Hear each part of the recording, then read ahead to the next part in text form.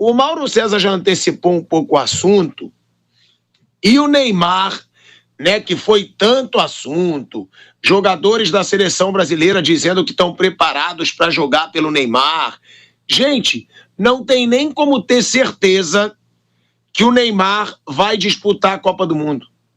Não tem como ter certeza. O Neymar ele não consegue ter uma rotina.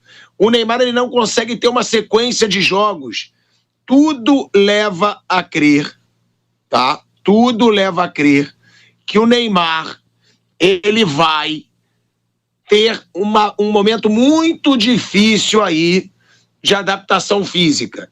E ele não deve jogar a estreia contra o Vasco já do Brasileiro. Já vão ser aí... eu acho que o Neymar vai ficar mais de um mês parado, gente. Mais de um mês parado. Vai ficar o Neymar. Então, Mauro, Raí... A gente fala tanto de jogadores da seleção brasileira que querem jogar em torno do Neymar, que estão prontos para jogar pelo Neymar, mas a cada dia que passa, eu perco mais a certeza que o Neymar vai estar nessa Copa de 2026. Jamais um período longo do Neymar fora de campo.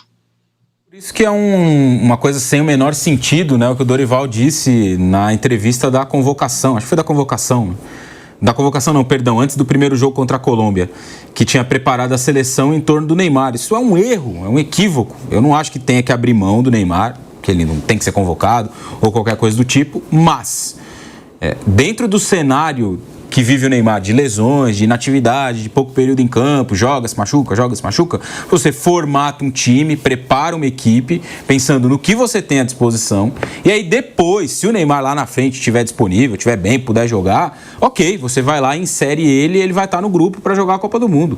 Daqui até o Mundial, o Brasil vai fazer 4 jogos, né? Sobram aí mais 2 datas FIFA de eliminatórias, 4 rodadas, 2 rodadas duplas, e ali uns 2 ou 3 amistosos até a disputa do Mundial, que já era no próximo ano. Então o Brasil não tem mais tantos jogos assim também daqui até a Copa do Mundo. Não vai ter 10 jogos daqui até o Mundial. Acho que no máximo uns 7, 8, essas 4 rodadas de eliminatórias, mais uns 4 amistosos aí que o Brasil possa conseguir jogar. E a gente sabe, né, que os amistosos que o Brasil joga habitualmente antes de Copa do Mundo são aqueles de nível assim que dá para você medir absolutamente nada. Então, assim, dá para tirar muita coisa disso, né? Nesse período todo daqui até lá, tem que o treinador que vier, ou se for ficar o Dorival, que eu acho muito improvável, tem que formatar uma seleção, preparar um time, pensando nos jogadores que aí estão. Rodrigo, Rafinha, Vinícius, Bruno Guimarães, Gerson, enfim. Definir uma zaga, definir um meio campo. E aí depois, lá na frente, se o Neymar estiver bem, beleza, ele pode ser inserido, ele pode ser utilizado, ele pode ser importante. Mas formar um time pensando, né, no Neymar, quando ele vai voltar, como se fosse o salvador da pátria, né? Quando ele vai chegar, quando ele vai voltar, quando ele vai nos salvar, quando ele vai definir para a seleção, quando ele vai ganhar uma Copa do Mundo. Cara, isso não dá para saber, é uma coisa que a gente fica aqui imaginando e muitas vezes se frustra, né? Pô, agora o Neymar voltou, tá aí jogando no futebol brasileiro, foi convocado, aí vai e se machuca.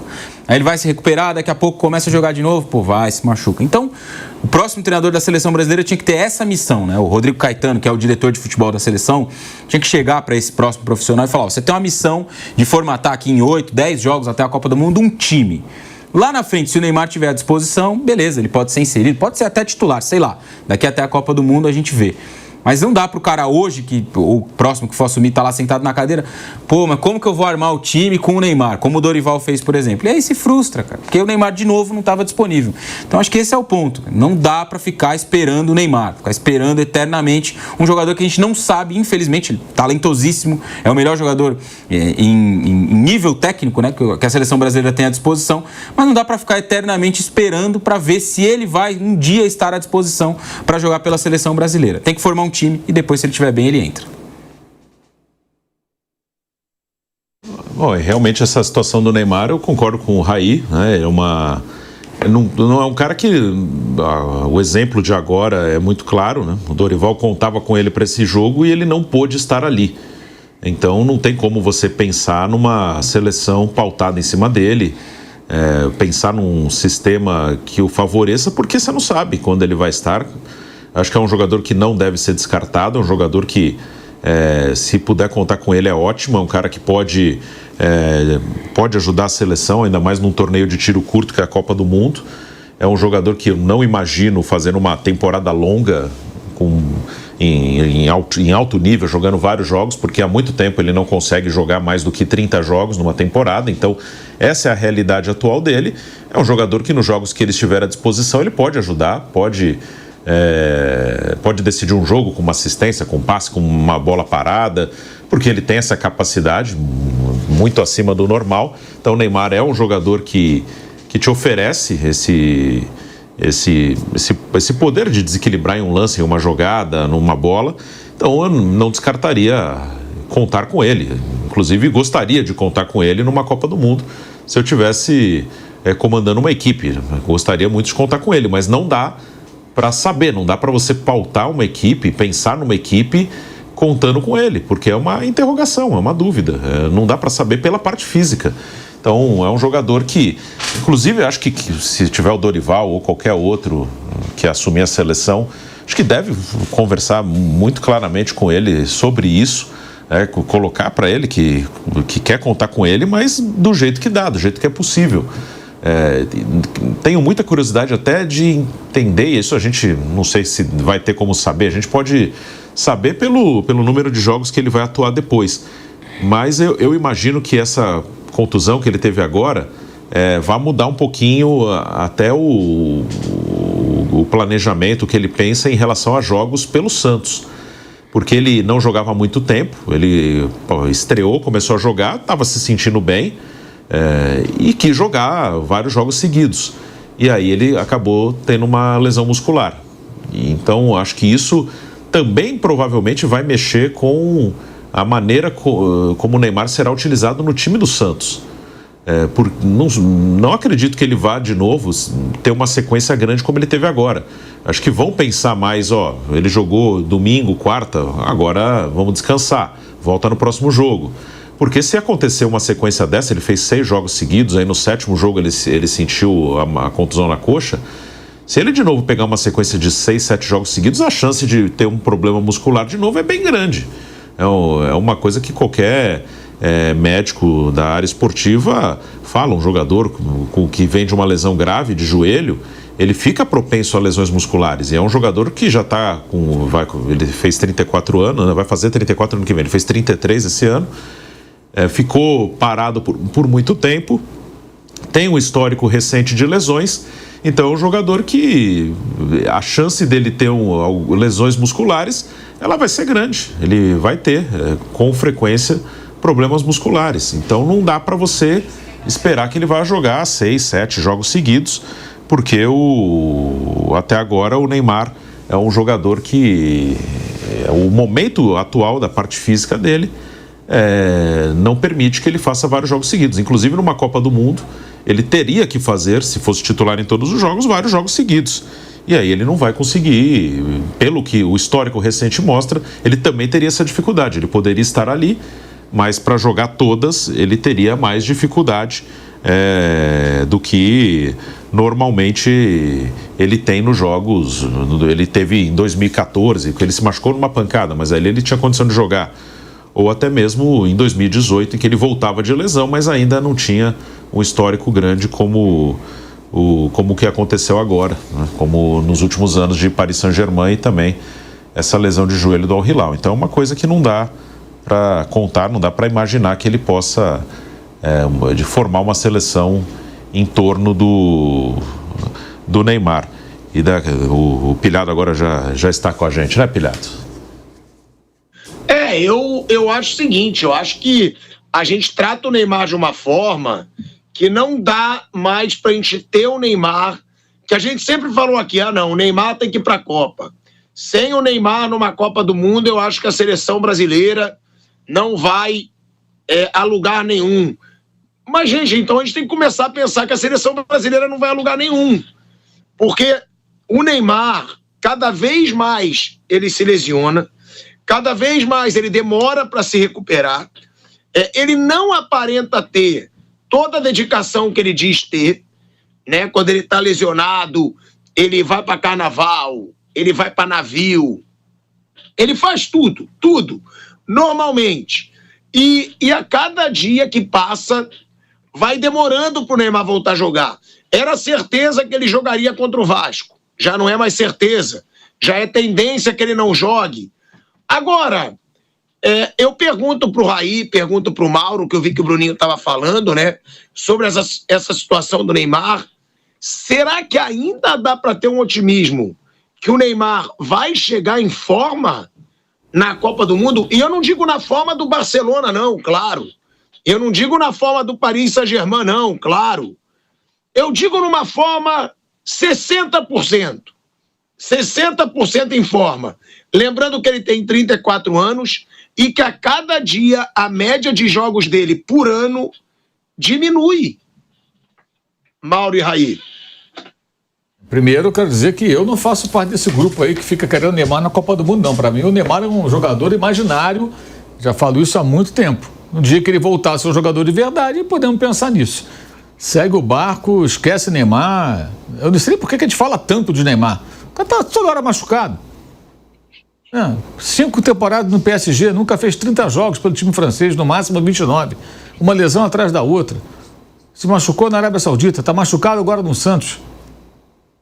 Da onde as pessoas tiram a ideia de que ele vai fazer assim, ele vai voltar a jogar o que já jogou em algum momento? E mesmo em Copa do Mundo. O que foi o Neymar em Copa do Mundo? Vamos repetir, falei agora há pouco. Meme de 2018, participação comum em 2022, comum. Um técnico subserviente a ele. E agora o Brasil tem outro que confessou outro dia que também colocaria a seleção ao redor dele, mesmo ele estando machucado.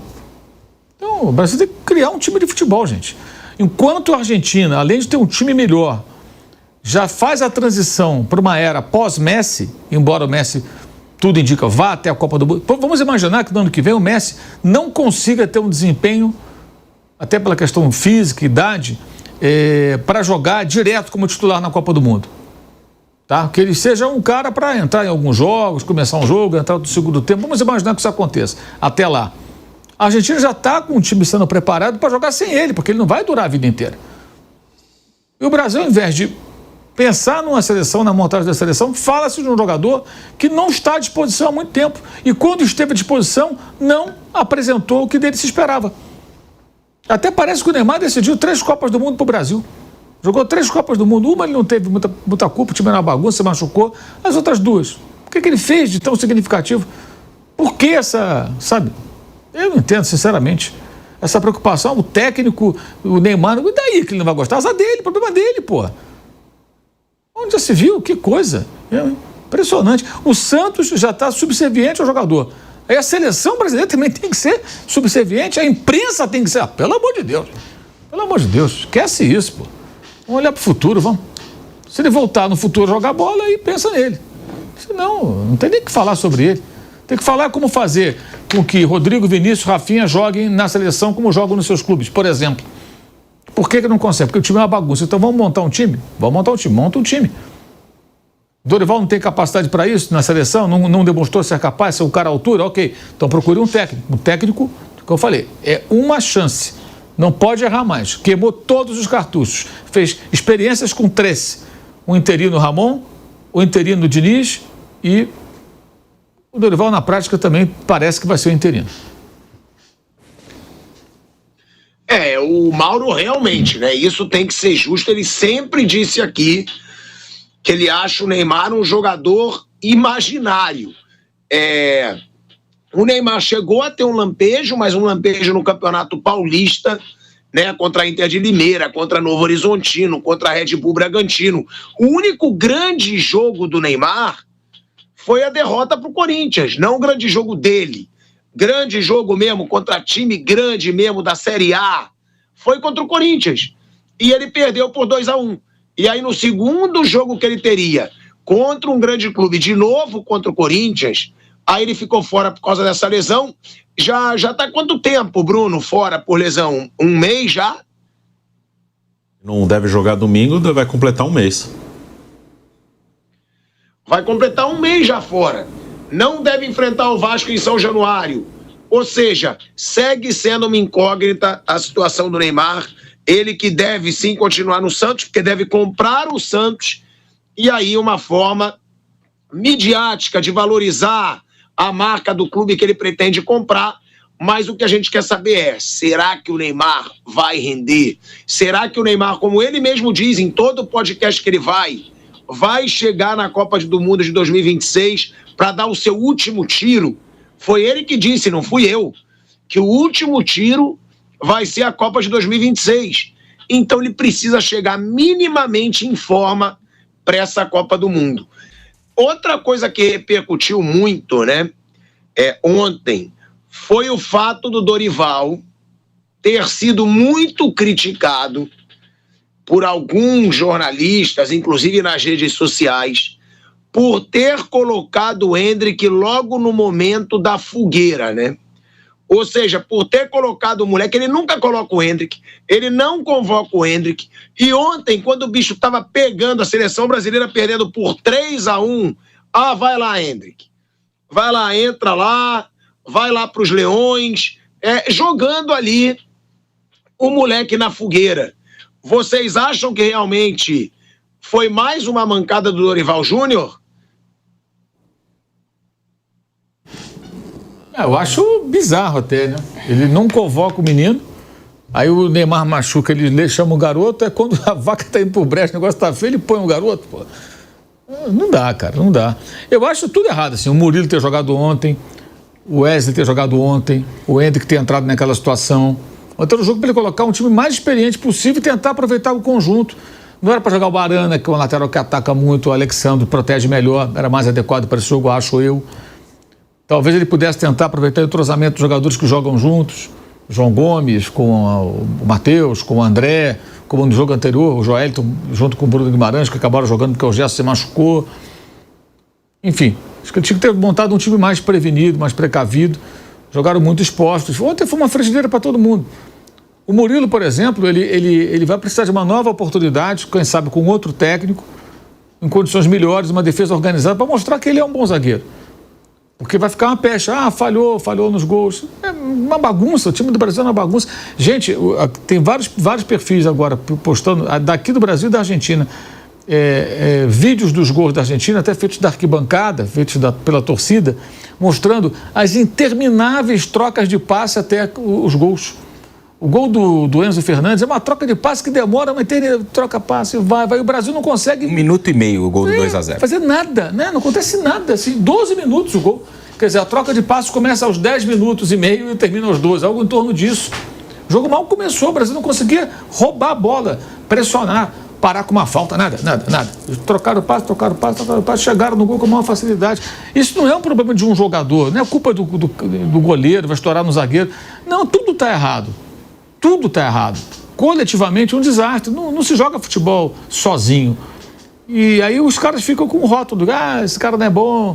Aí vem o outro falar besteira aqui, ali, que é fácil ficar agora adotando um discurso canhestro, né, de ficar atacando o jogador, falando que não joga nada, que a liga tá uma porcaria. Coisa de gente que não tem, só quer algum tipo de engajamento falando qualquer bobagem. Enfim, péssimo. Isso é culpa do técnico, né? E também coloca aqui junto o chefe do técnico, né? O presidente da CBF e o cara que está entre eles ali, que é o diretor de futebol. Tudo errado. Eu também achei ali uma covardia, o Raí. Jogar o moleque na fogueira, nem convocar o moleque que tinha convocado. Não botou no último jogo, quando o jogo estava equilibrado e o Brasil buscando ali a vitória contra a Colômbia. Aí quando tá 3-1, joga o moleque numa fogueira onde tá todo mundo já desesperado, inclusive os jogadores mais experientes, e aí joga o Endrick pros Leões. E é incoerente acima de tudo, né? É mais ou menos o que aconteceu na Copa América também, porque na Copa América o Endrick não jogava, e aí a justificativa do Dorival era aquela que a gente já citou aqui, né? Não, muito jovem e tal, precisamos de calma para não queimar o menino. Esse foi o discurso ao longo do início, né, da Copa América, ali, os 3 primeiros jogos. Aí no jogo contra o Uruguai ele não tinha o Vinícius, que estava suspenso, ele colocou o Endrick. E o Brasil foi eliminado. E ontem mais ou menos a mesma coisa, né? Tá perdendo, o jogo já estava perdido, 3-1 já tinha ido embora. Meio que, vai lá, entra aí e vê se você resolve alguma coisa, né? Já que você é tão bom assim, todo mundo quer você no time, então entra aí e resolve. Foi muito mal o Dorival nisso também, né? A gente acabou até abordando outros aspectos aqui. E esse acabou até passando um pouco batido, mas de fato nessa gestão ele foi muito mal, nas substituições, péssimas as mudanças, né? Um zagueiro por outro, um meia por outro, um atacante por outro. Ali faltou um pouco de inteligência na minha visão, né? De também querer tentar pelo menos estancar um pouco. Cara, esse jogo aqui já era, 3-1, a gente não vai reagir. Vou dar uma reforçada no meio, vou mudar um pouco a configuração do time. Porque as mudanças que ele faz no intervalo do jogo, qual o recado delas? Trocando ali um jogador de posição por outro. Que estava tudo funcionando bem. Então é só uma questão individual, né? O meu modelo tático, o meu plano de jogo, ele foi bem traçado. A questão é que individualmente o Murilo não está bem, individualmente o Rodrigo não está bem, individualmente o Joelinton não está bem, aí ele vai e troca uma peça por outra. E não era esse o caso, né? Então, até nisso foi péssima a gestão do Dorival. Mudanças muito ruins também. A gente trazendo aqui a repercussão, né? Lá na Argentina, o Diário Olé botou um baile histórico para a eternidade. O Clarim, Argentina em uma noite memorável, deu uma porrada histórica no Brasil e avançou para a Copa de 2026. Olha aí, ó. Deu uma porrada histórica no Brasil e avançou para a Copa de 2026. A Bola de Portugal também repercutiu, colocou a Argentina da lição de futebol com goleada no Brasil. La Nación da Argentina, futebol total de campeão. A Argentina esmagou o Brasil no Monumental. E aí o AS da Espanha, né, que é de Madrid, e o Rafinha joga no Barcelona, deu uma cutucada no Rafinha também. O AS botou a manchete: a porrada foi o Rafinha quem levou. Ou seja, repercutindo muito, né? A porrada foi realmente um espancamento, né, do Brasil aí pela Argentina. E tá aí, ó, todos os jornais, o mundo inteiro repercutindo a humilhação do Brasil para a Argentina. A gente tava falando aqui de treinadores, né? São alguns nomes. O Ancelotti voltou a ser falado dentro da CBF, porque tudo indica que ele não vai continuar no Real Madrid depois do Mundial de Clubes, né? Então, o Ancelotti volta a ser um dos nomes fortes dentro da CBF. Depois de toda aquela novela, vai contratar o Ancelotti, não vai contratar o Ancelotti. Aí botava um bando de treinador para tampar buraco ali do Ancelotti e nada. Então o nome do Ancelotti volta a ser o mais forte, tá? Dentro da CBF. E aí, provavelmente, uma mudança, porque dentro da CBF já há praticamente ali uma definição de que o Dorival Júnior não é o nome certo para a seleção brasileira até a Copa do Mundo. Mas, como disse o Mauro, devem esperar até o Mundial de Clubes. Por quê? Porque todos os nomes que estão na pauta da CBF vão estar nesse Mundial de Clubes. Ancelotti pelo Real Madrid, Jorge Jesus pelo Al Hilal, Abel Ferreira pelo Palmeiras e Felipe Luiz pelo Flamengo, né? Todos os nomes que estão na pauta da CBF vão estar no Mundial de Clubes. Então, provavelmente até lá, o Dorival vai ser mantido no cargo, né? E aí sim vai ser definido o novo técnico da seleção brasileira. Vocês acreditam que o Ancelotti ainda pode ser o treinador da seleção brasileira? Porque parece que ele não vai continuar no Real Madrid depois do Mundial de Clubes e ele vê com bons olhos, né, treinar uma seleção, ter uma grande seleção no seu currículo. Então, o Ancelotti, quando o Edinaldo queria trazê-lo, a ideia do Edinaldo era que ele viesse no meio de 2024, que terminaria o contrato dele com o Real Madrid. Ele renovou por 2 anos, então ele tem mais 1 ano de contrato lá no Real Madrid. Ele tem contrato até o fim da temporada 25-26. Na outra vez, o Ancelotti em nenhum momento se mostrou assim disposto a romper o contrato com o Real Madrid. Talvez, em algum momento, ele tenha pensado em aceitar o convite depois do contrato. Mas aí até foi no momento que o Edinaldo estava afastado do cargo pela Justiça do Rio de Janeiro que o Ancelotti renovou por 2 anos. Então, ele tem mais 1 ano de Real Madrid. Acho bem difícil que ele rompa o seu contrato, a não ser que o Real Madrid o demita, que também acho improvável. O Real Madrid está aí em quartas de Champions League, brigando pelo título espanhol, está na semifinal da Copa do Rei. Pode acontecer até do Real Madrid ganhar as 3 competições, ele está vivo em todas. Então, acho bem provável que o Real Madrid demita o Ancelotti e não acho que ele vai romper o contrato no meio, já que ele tem mais um ano depois dessa temporada. Você acredita que qual seja o nome, Bruno? Olha, eu não sei o que ele vai fazer. Acho que o Jorge Jesus é possível que ele vá atrás, porque o contrato vai acabar. Então é possível. Não imagino que ele vá atrás de algum brasileiro, a não ser que ele tome muito não.